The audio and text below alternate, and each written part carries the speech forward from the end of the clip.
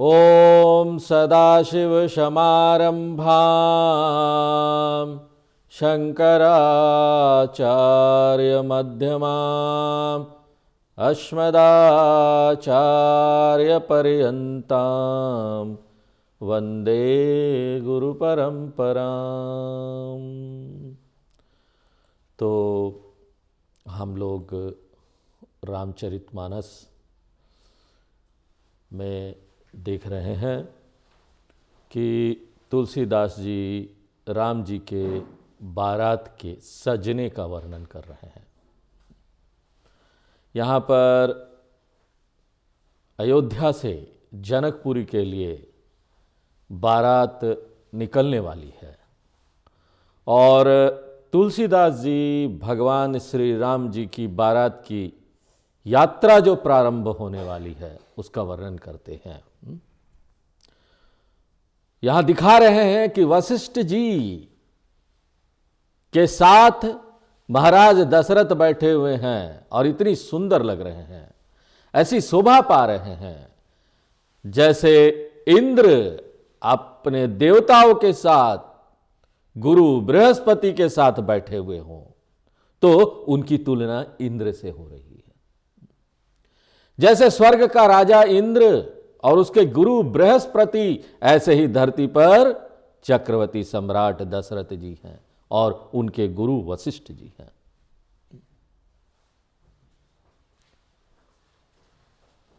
गोस्वामी जी यहां क्या बताना चाहते हैं, उनके मन में क्या चल रहा है? उनके मन में यहां भारतीय संस्कृति की रूपरेखा है और उसी का उल्लेख वे करते हैं।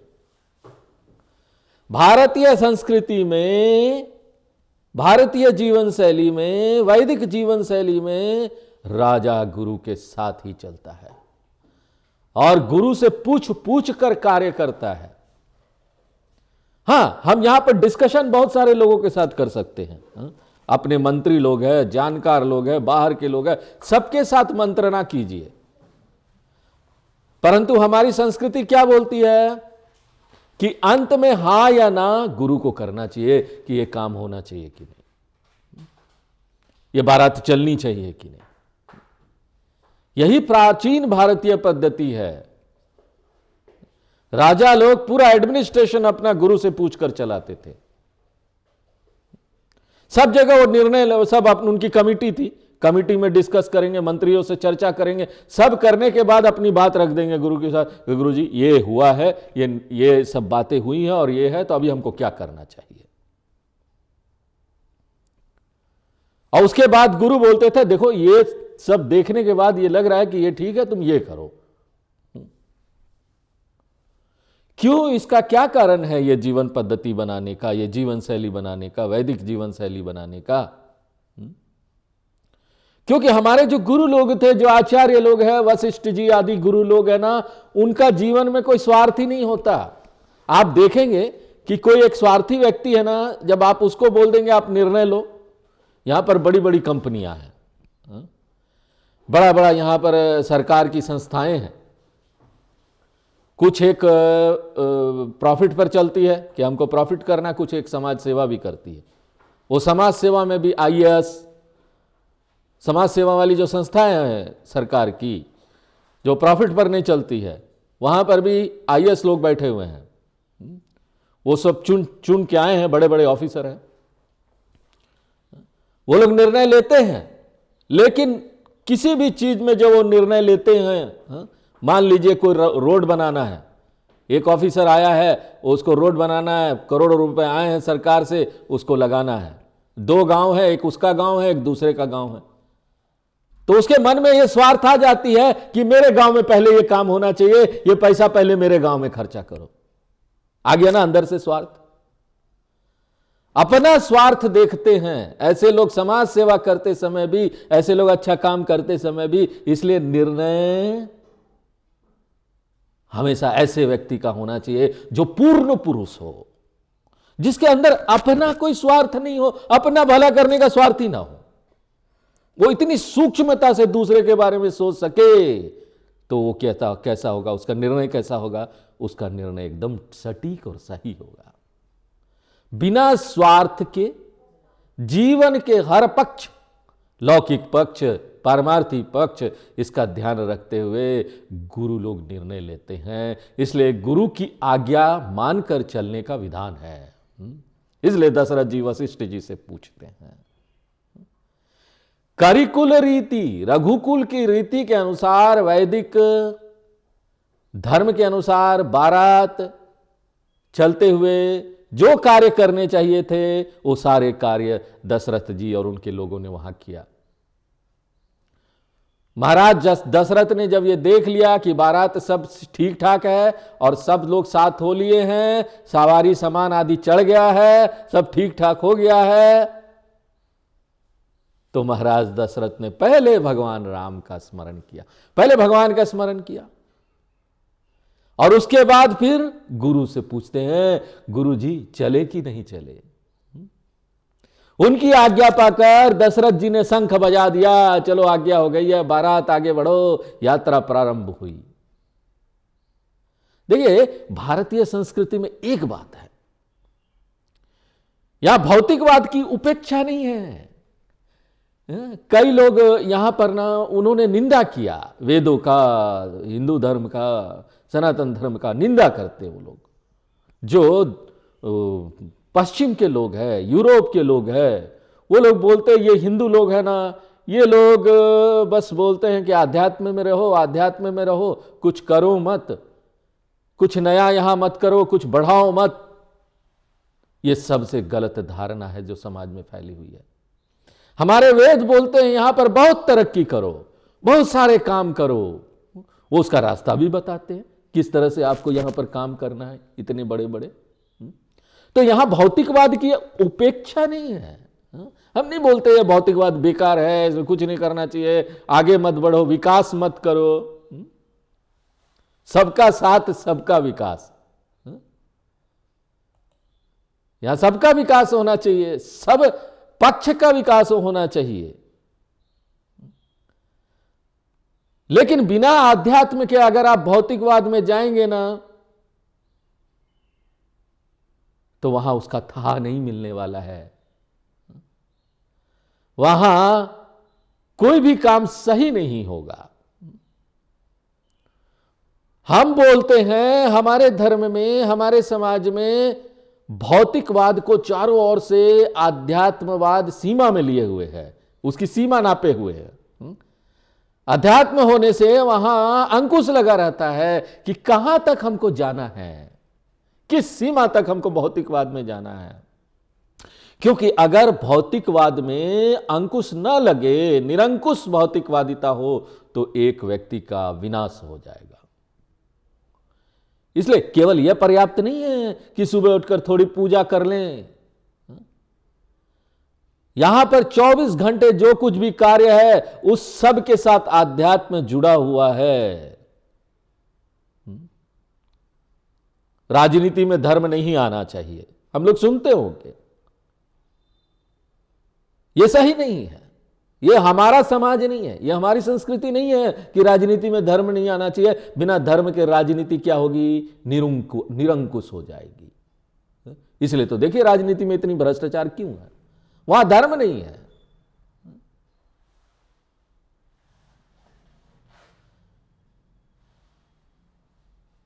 इसलिए देखिए यहां पर सब लोग चलते हैं, पहले भगवान का नाम लेते हैं, फिर गुरु का स्मरण करते हैं, ये सब ऐसे करते हुए चल रहे हैं। कहीं भी जाओ, यात्रा करो ना, भगवान का नाम लो, पहले भगवान का नाम से शुरुआत होना चाहिए। नमः पार्वती पतये हर हर महादेव। कहीं भी हम जाते हैं तो गाड़ी में बैठते हैं तो पहले ये करते हैं, भगवान का नाम ले लो, आपके जो इष्ट देव है उनका नाम ले लो, हम महादेव का नाम ले लेते हैं।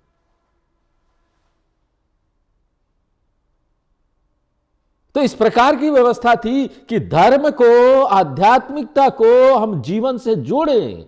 अपने जीवन का हर पक्ष, कौन सा ऐसा पूरे दिन का काम है जिसमें आप भगवान को नहीं ला सकते हैं, बताइए।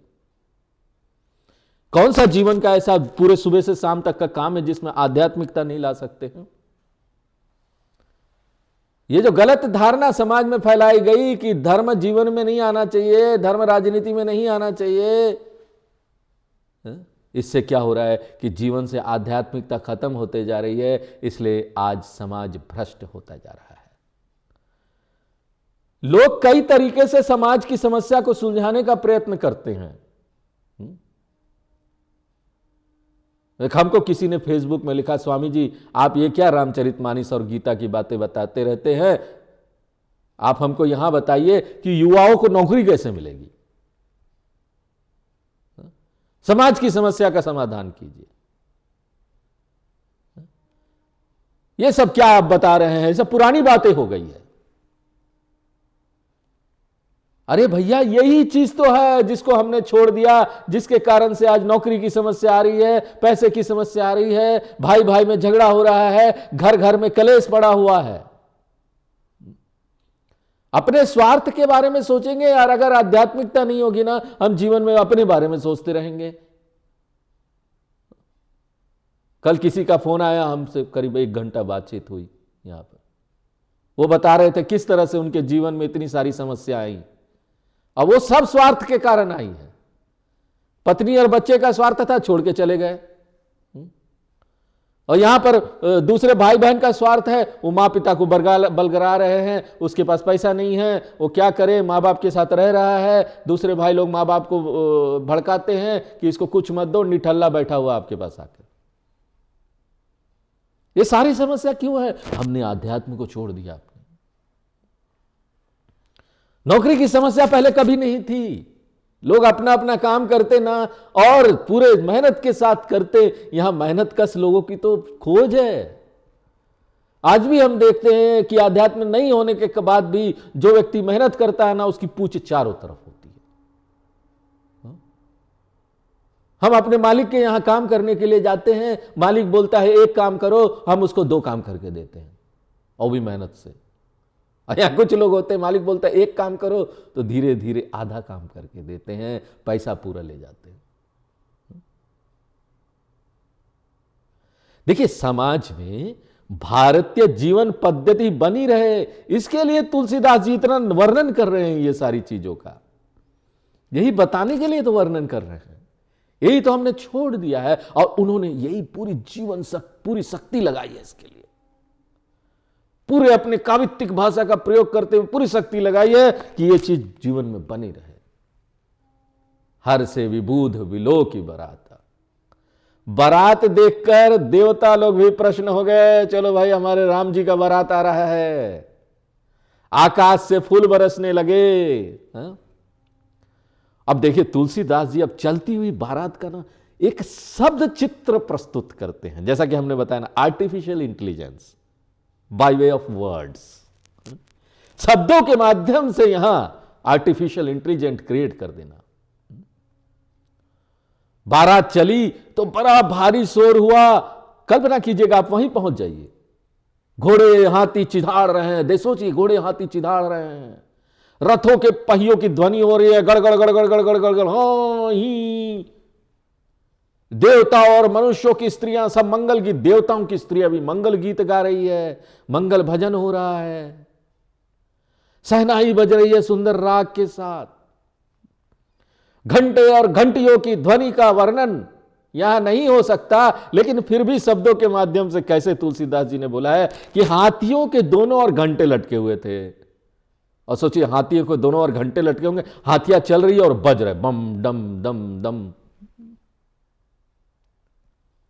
सर्व कर ही पायक पहराही। पैदल चलने वाले से सेवक उछलते कूदते अपनी प्रसन्नता प्रकट करते हुए चल रहे थे, कोई वहां दुखी नहीं था। क्यों? पर ब्रह्म परमात्मा का ज्ञान सबको हो रहा था। यहां वातावरण में ये ऐसी प्रसन्नता फैल गई थी नाम से ही कि जय जय श्री राम, जय राम जी की। और साथ में बारात के साथ में विदूषक लोग भी चल रहे थे, जो अलग अलग करतब दिखाने वाले लोग होते हैं, नाटक उटक करते, सबको हंसाते हैं, सबका मनोरंजन करते हुए चल रहे हैं। तुरग नचा वही कुंवर वर अग्नि मृदंग निशान। घोड़े के ऊपर श्रेष्ठ युवक लोग चढ़े हुए हैं। वे लोग ढोल और मृदंग की ध्वनि को सावधानी से सुनकर इन बाजों की आवाज के साथ इन घोड़ों को नचा रहे हैं। आप सोच सकते हैं, जो ध्वनि चल रहा है उसके हिसाब से घोड़े चल रहे हैं।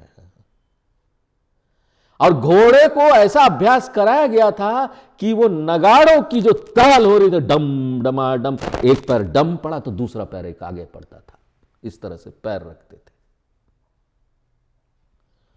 उनकी जो गति थी, वो जो चल रहे थे और जो आवाजें हो रही थी ना, उसमें कोई विरोध नहीं था। और इसको देखकर जो नट लोग थे, जो अपना कर्तव्य दिखाते हैं, वो लोग भी सोच रहे थे, भैया हमसे ज्यादा ये तो घोड़े हैं, किस तरह से अपना पांव रख रहे हैं, बड़े चतुर।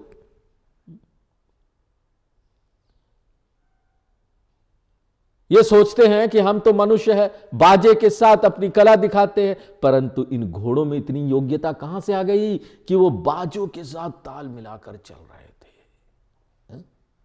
क्या वर्णन है? आप पहुंच जाइए उस समय की अयोध्या में, जब राम जी का बारात चल रहा है।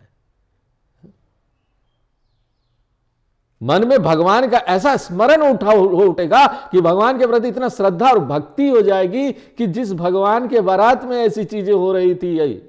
और आगे बताते क्या क्या हो रहा था।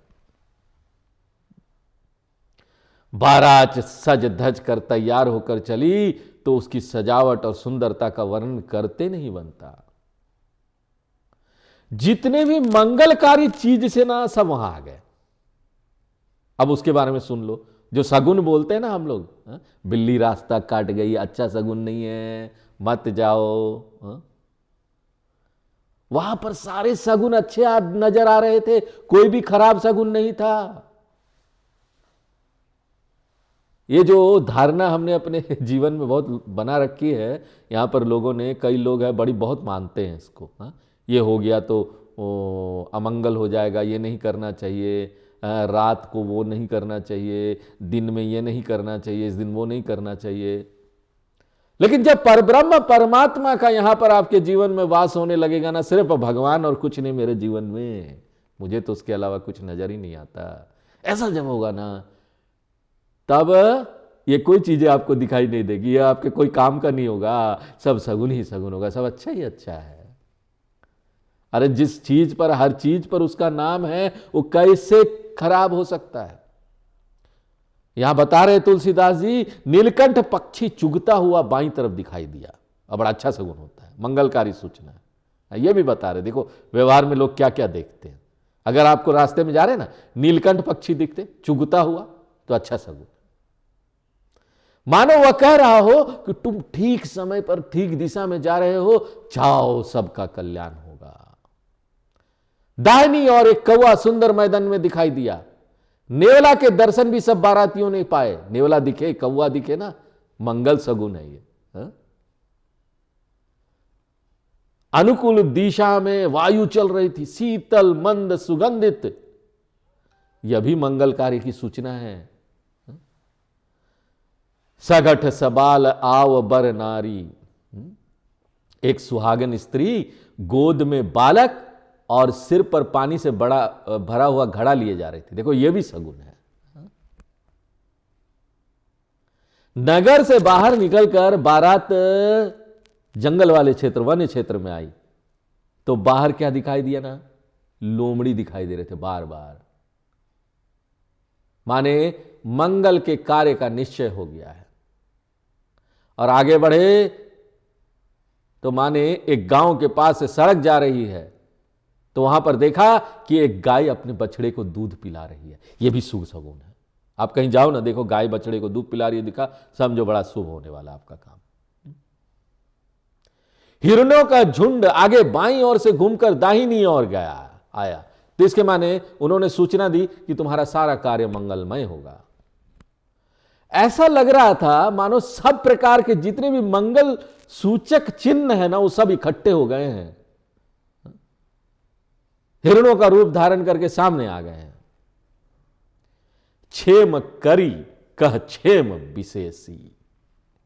क्षेम करी एक विशेष प्रकार की चील होती है, जिसका मुंह तो सफेद होता है और रंग लाल सा होता है, और जब वो बोलती है तो उसका आवाज भी छेम छेम से मिलता है, छेम छेम छेम छेम, इस तरह से बोलती है वो। और वह चील इस प्रकार से बोलती हुई आकाश में उड़ती हुई दिखाई दी, यह भी मंगल का लक्षण है। श्यामा नाम का एक पीले पैर वाला काला पक्षी होता है। यह पक्षी बाईं और एक हरे भरे पेड़ पर बैठा दिखाई दिया, तो यह भी क्या है, शुभ सूचना है। सामने दही और मछली दिखाई दिए तथा दो विद्वान ब्राह्मण हाथ में पुस्तक लिए दिखाई दिए, यह भी मंगल सूचना है। देखो, विप्रो की सेवा, जो विद्वान लोग हैं उनकी शोभा किसमें है? गीता, रामायण आदि पुस्तक अपने पास रखे और उसका ही पाठ करे। मंगलमय कल्याणमय अभिमत फल दातार, मंगल करने वाले, कल्याण करने वाले और जैसा चाहे वैसा फल देने वाले, ये सब सगुन दिखाई दिए। देखिए, ये तो पहले से ही निश्चित था कि भगवान राम और सीता जी का विवाह होना है, सबके लिए मंगलकारी हो, अमंगल तो हो ही नहीं सकता। जहां राम जी के नाम का जप हो रहा हो और वहां इतना मंगल हो जाता है, तो वहां तो साक्षात राम जी का ही बारात चल रहा था। राममय था सब कुछ। सिया राम मैं सब जग जानी, करहु प्रणाम जोर।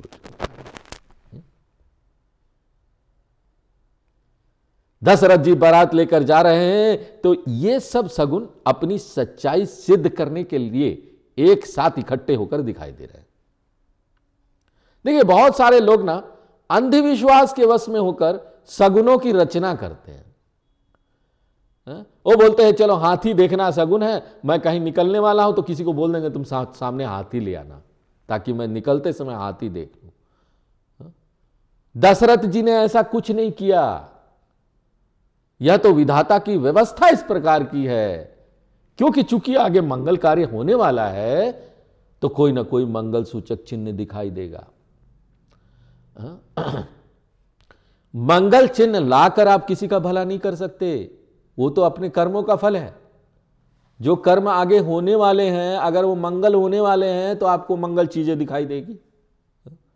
मंगल चीजों से आपका भला नहीं हो रहा, आपने अपने ही कर्म किए थे। मंगल चीज तो सिर्फ सूचक है, सूचना देती है कि ये आगे अच्छा होने वाला है या खराब होने वाला है। तुलसीदास जी ने दूसरी जगह पर अन्यत्र और भी सगुन बताए हैं। एक सबसे बड़ा और पक्का सगुन वे बताते हैं कि यदि किसी कार्य के लिए व्यक्ति जा रहा है और आगे उसका मंगल होने वाला है, तो उस व्यक्ति के मन में एक विशेष प्रसन्नता होगी, अंदर से बड़ा खुश होगा वो। इसका माने है मन में उत्साह अगर आपके है तो कार्य मंगल होने वाला है। कोई भी काम को करते हुए झिझक नहीं हो रही है ना, अच्छा से मन लग रहा है, करना है, तो समझ लीजिए मंगल है। आपके मन में उत्साह है, आप वो करने वाले हैं, आपके लिए अच्छा होगा वो। तो गोस्वामी तुलसीदास जी कहते हैं कि ऐसे सुंदर सगुन क्यों न हो। क्यों? क्योंकि परब्रह्म परमात्मा ही सगुन रूप धारण करके पुत्र होकर जिसके घर आ जाए, उसका तो सदा मंगल ही मंगल होगा ना, अमंगल का प्रश्न ही नहीं उठता। जहां भगवान राम जैसे दुल्हा और सीता जी जैसे दुल्हन हो, परब्रह्म परमात्मा दुल्हा बन के आ गए और यहां जगत की माता सीता जी दुल्हन है। और महाराज दशरथ और जनक जी जैसे परम पवित्र समधि हो। ऐसे विवाह की बात जब पता चली तो सब नाच उठे, सब झूम उठे।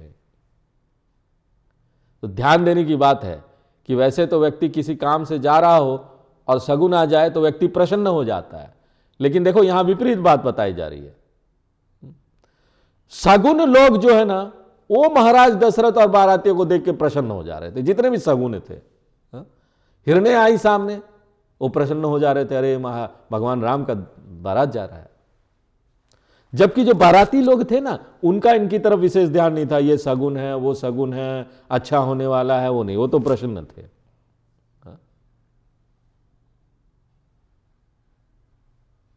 भगवान राम और सीता जी के विवाह के रूप में यहां सब लोगों का मंगल तो होने वाला है।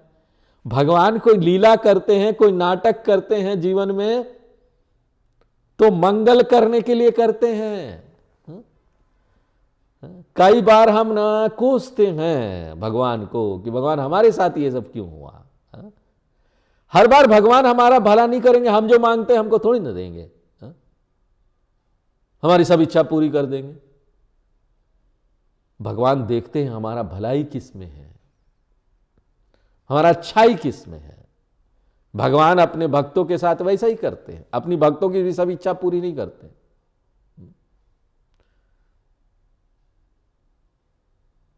यहां पर तो इतना सुंदर ये मंगल सब होने वाला था, राम जी का और सीता जी का विवाह, वहां तो मंगल ही मंगल है।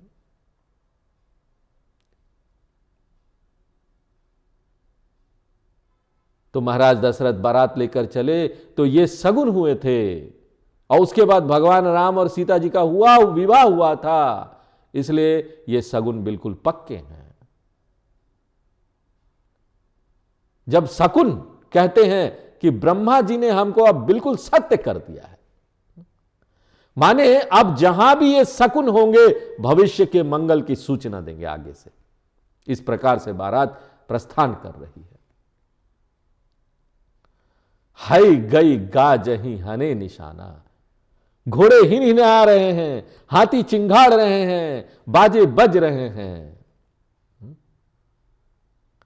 आवत जानी भानुकुल केतु, जनकपुर के जो दूत अयोध्या आए थे उन्होंने दौड़कर पहले जाकर जनकपुर में ना सारी सूचना दे दी कि बारात चल पड़ी है, अयोध्या से आ रही है मार्ग में। और जैसे ही जनक जी को यह मालूम हुआ कि महाराज दशरथ बारात लेकर आ रहे हैं, तो जनक जी ने जल्दी जल्दी अपने सेवकों को भेजकर सरित जनक बंधाए सेतु, बारात के रास्ते में जितनी भी नदियां पड़ती थी उन सब पर पुल बंधवा दिए। और सबसे आसान और शीघ्र बनने वाला पुल क्या कौन सा होता मालूम है? नाव को जोड़ जाड़ के नदी के ऊपर जोड़ देते हैं नाव को, एक नाव दूसरा नाव तीसरा नाव, उसके ऊपर पांव चढ़ चढ़ के पुल बन गई, एक बांध बना दिया जाता था। आजकल भी बनाया जाता है प्रयागराज इलाहाबाद में, जब कुंभ वगैरह होता है तो वहाँ पर गंगा में, इधर नदियों में और भी जगह जहाँ जरूरत होती है तो सरकार को जल्दी तुरंत किसी कार्य के लिए पुल बनाना होता है तो वो टेम्पोररी वाले पुल बनाते हैं। बड़ा बड़ा गोल गोल ड्रम ऐसा बड़ा बड़ा सा होता है, प्लास्टिक का, कोई लोहे का, वो प्लास्टिक का होता है, वो डाल के बनाते हैं। और तैरता है, डूबता नहीं, तैरता है, उसके एक एक करके एक दूसरा तीसरा बांध देते हैं तो पुल बन जाता है, उसको बोलते पांटून पुल। रास्ते में बारातियों के विश्राम के लिए सुंदर स्थान बनवा दिए उन्होंने, और ठहरने के स्थान में भी कैसी सुविधा, स्वर्ग जैसी सुविधा थी। सब तरह के वहां पर ना सुविधा का सामान था, बारातियों को कोई असुविधा ना हो ऐसी व्यवस्था जनक जी ने कर दी थी। आसन शयन बर बसन सुहाए, बारातियों को खाने के लिए श्रेष्ठ सामग्री भेजी गई।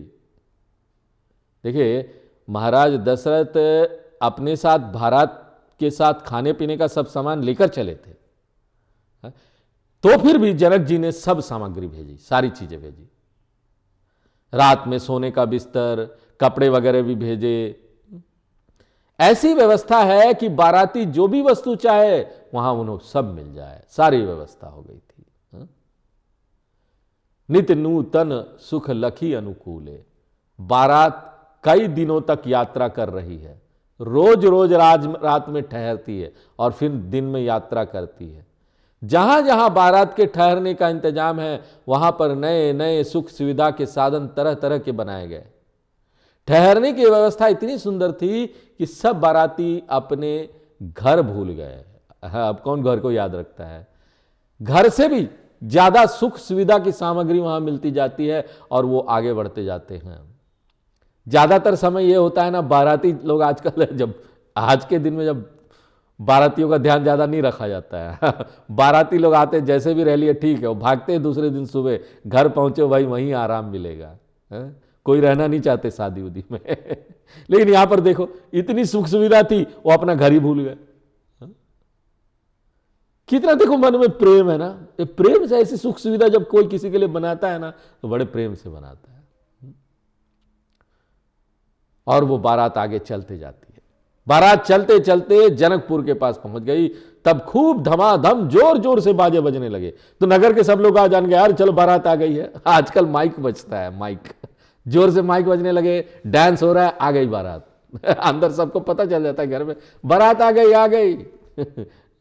इसी तरह से वहां जोर से बाजे बजे तो जनकपुर में पता चल गया बारात आ गई है। सज गज रथ पद चर तुरग लेन चले अगवान। बारात को आगे बढ़कर स्वागत करने वाले लोग आए, अगवान लोग आए, अगवान बोलते हैं उनको, जिनमें प्रमुख नगरवासी, मंत्री इत्यादि लोग खूब सज धज कर नए नए कपड़े आदि पहनकर, कोई हाथी पर, कोई रथ पर, कोई पैदल, सब इस तरह से लोग आ गए बारात का स्वागत अगवानी करने के लिए आए। अगवानी करने वाले जो चले तो साथ में सामग्री लेकर चले, सोने के कलश, सुंदर पराते, जिसमें उठाने के लिए दोनों तरफ से कड़े लगे होते, उसमें सामग्री भरी हुई थी, तरह तरह के बर्तन, सामग्रियों के अनुसार वो बर्तन थे, उसके अनुसार उस बर्तनों का रूप दिया गया था, जैसा सामग्री वैसा बर्तन। देखो बर्तन का भी वर्णन यहां हो रहा है। और बर्तन में सब प्रकार के पकवान रखे थे, एक दो नहीं, सभी प्रकार के, इतने प्रकार के हैं कि उनका वर्णन एक एक करके यहां नहीं किया जा सकता। और साथ में फल भी लिए हुए हैं, अनेक प्रकार की वस्तुएं साथ में लिए हुए हैं। हर सी भेंट हित भूप पठाई। ये सब वस्तुएं भेंट के लिए महाराज जनक ने हर्षित होकर भेजी है। इससे सूचना मिलती है कि अगवानी करने वालों में जनक जी नहीं आए थे। भूषण बशन महामणि नाना। अगवानी करने आए लोग अपने साथ में आभूषण भी लिए हुए हैं, वस्त्र भी है, मनिया भी है, पशु पक्षी, घोड़े, हाथी, बहुत प्रकार के उन्होंने दिए। ये पालतू पशु पक्षी जैसे मोर, तोते, मैना इत्यादि बारातियों को भेंट देने के लिए लाए। राजा जनक बहुत सी मांगलिक शगुन की और सुगंधित वस्तुएं जैसे पुष्प, चंदन, दूब, घास इत्यादि भी लोगों को दी गई और वो लोग ले लेकर उसको चले।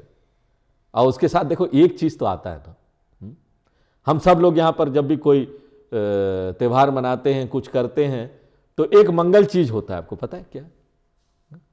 दही और चिवड़ा। जनक जी को मालूम था दही चूड़ा हम लोग बोलते हैं। अयोध्या में शुभ अवसर पर दही और चूड़ा मिलाकर खाना बहुत अच्छा माना जाता है, बहुत शुभ माना जाता है। और उपहार की अन्य सामग्री में बहंगी लोग थे, कंधे पर लेकर कहार लोग वो सामान भरकर बारात की ओर चल दिए। अगवानी करने वालों ने जब देखा कि थोड़ी दूर पर सामने से बारात चली आ रही है, तो उन सब को देखकर जनकपुर वासी खूब प्रसन्न हुए, रोमांचित हो गए। देखी बनाव सहित अगवाना। उधर से बारातियों ने भी देख लिया कि जनाती लोग खूब सज धज कर सामग्री लिए हुए हाथी घोड़े पर सवार होकर अगवानी करने आ गए। तो बाराती लोग खूब प्रसन्न होकर जोर जोर से बाजे बजाने लगे। यानी दोनों पक्षों के लोग ना एक दूसरे को देखकर बहुत प्रसन्न हो गए।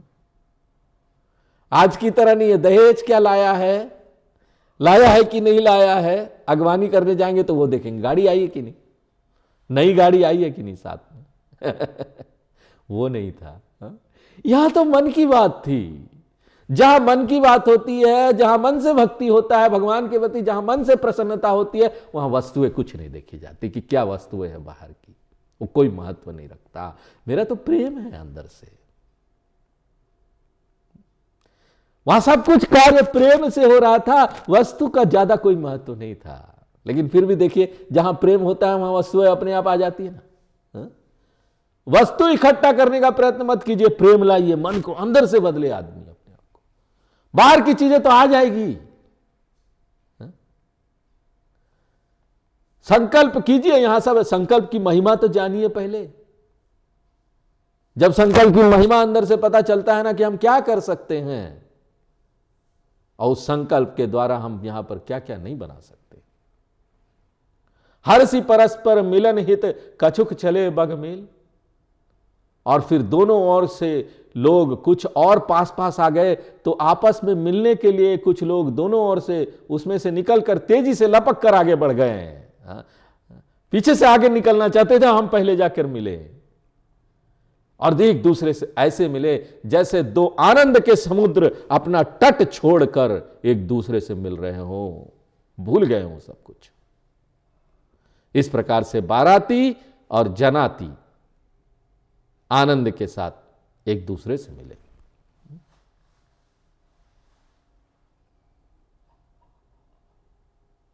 आज यहीं पर विराम देते हैं, बारात अभी चल रही है। बहुत सुंदर वर्णन होगा। रामचरितमानस की महिमा ऐसी है, भक्त लोगों को बड़ा अच्छा लगता है ये सुन सुन करना कि भगवान के बारात में पहुंच गए हम लोग। हम लोग भी जा रहे हैं साथ साथ बारात में, हम लोग भी हैं। चलिए, हरिओम। पूर्णमदः पूर्णमिदं पूर्णात् पूर्णमुदच्यते पूर्णस्य पूर्णमादाय पूर्णमेवावशिष्यते। ओम शांति शांति शांति।